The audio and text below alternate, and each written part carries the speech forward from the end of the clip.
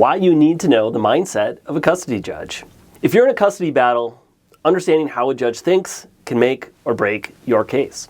A lot of people walk into court and they assume they just need to tell their side of the story, but the truth is that's not how it really works. Family law judges follow specific principles, and if you don't know what they care about, you could be wasting your time or worse, hurting your own case. My name is Kyle Kaufman. I'm an attorney at HKK Law Offices in Wisconsin. Here's what you need to know, and stick around to the end of this talk. I'm going to share with you specific information based on an interview that I read with a custody judge. And this interview addresses things you might be interested in: custody of young children, common issues in family court, attorneys, payment of attorneys' fees for contempt, and settlement agreements. Number one, it's all about the child's best interests. Judges don't care about what's fair to you.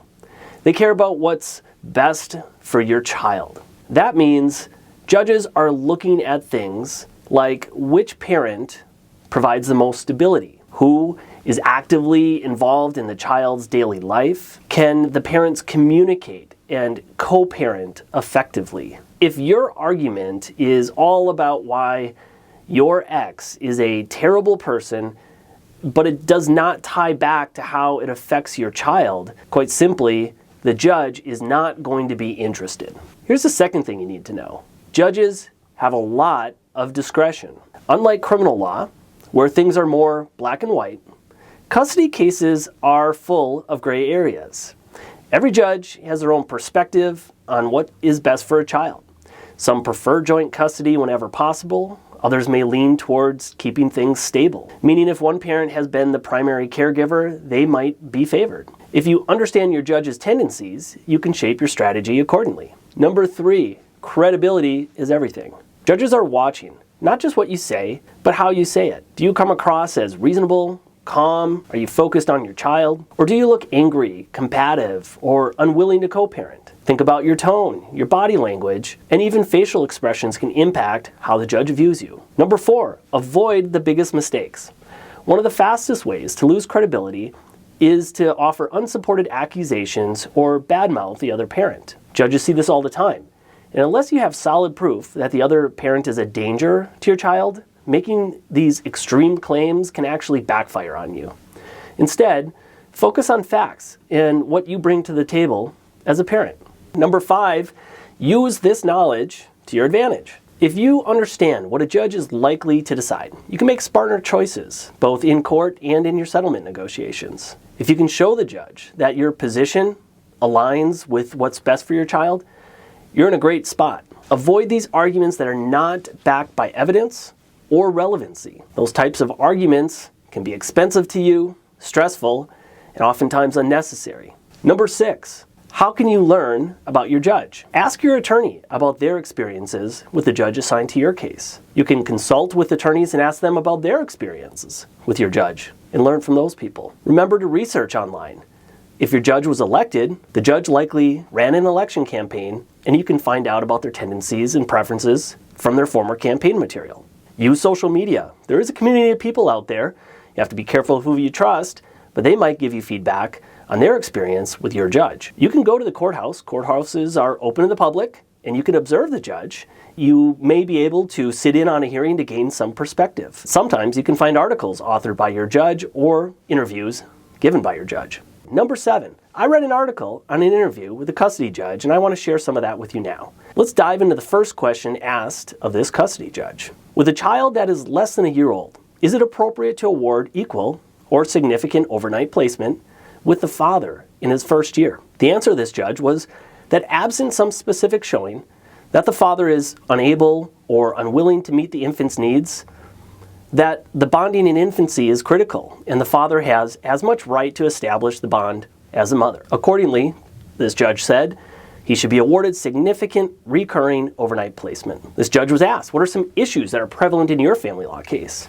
The response was, one area of focus is on different perspectives on online schooling, parents' work schedules, and working from home, and of course the evolving economic and living situations for placement. This judge said that several filings had come before this judge asking for orders to limit one parent's ability to travel or take vacation with minor children, and this judge was of the opinion that these are parenting issues generally and not legal issues for a court to step in and decide. The judge went on to comment that being aware of a propensity by some parties to file motions to change placement, where the motivating factor was really a change in child support.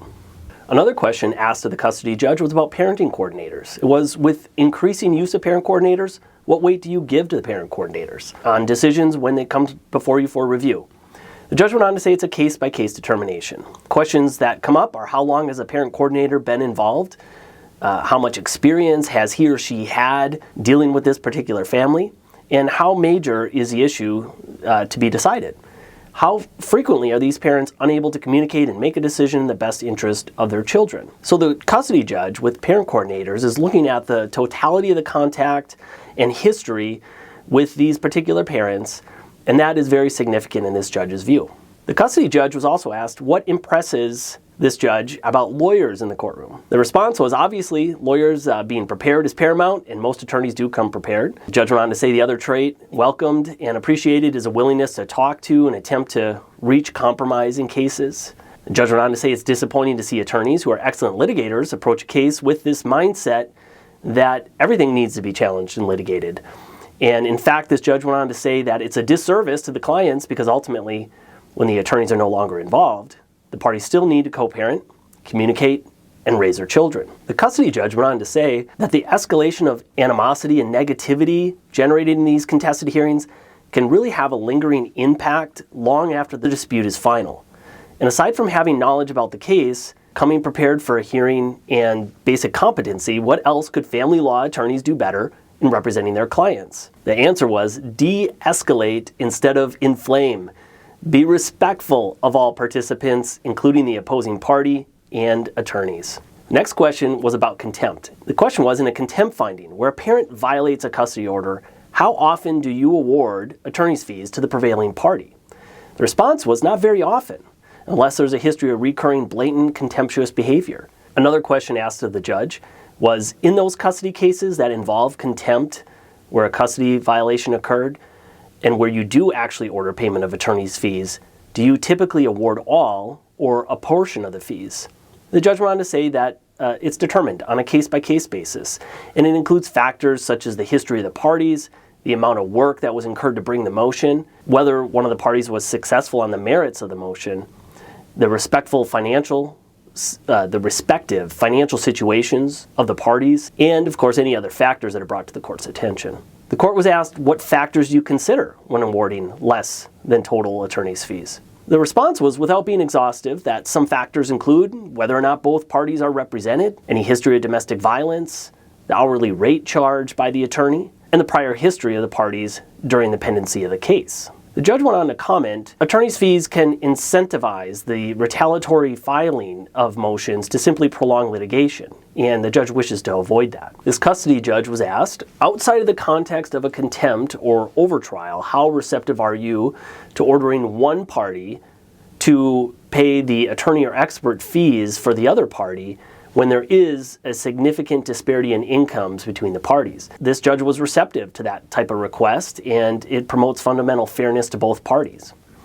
In response to stipulations, agreements of the parties, the court was asked how it feels about that when it comes in at the last minute. And the court responded that resolution is good and it's welcomed, even if it comes at the 11th hour. The judge said that there is a little bit of an annoyance that comes with that after spending maybe several hours or days researching an issue and then not having to make a decision. But the court commented that that work and putting in the research was helpful and ultimately not a waste of time. Now, I find these answers from the judge to be insightful, and I encourage you to learn more about your judge. Understanding the mindset of a custody judge can be crucial to your family law matter. It helps you frame your case in a way that aligns with the judge's priorities and decision-making and helps you understand the process overall. Thanks for watching. Have a great day.